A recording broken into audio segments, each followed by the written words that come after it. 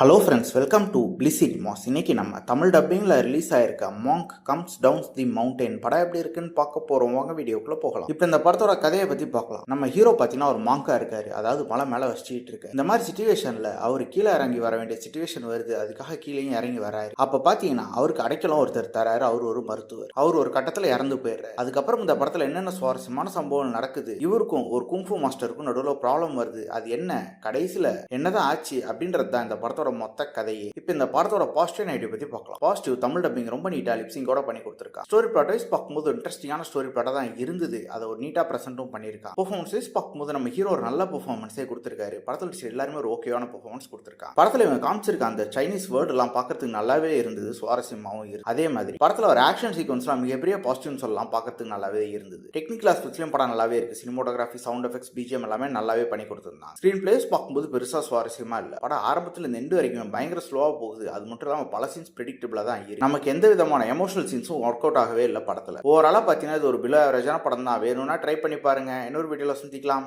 Thank you.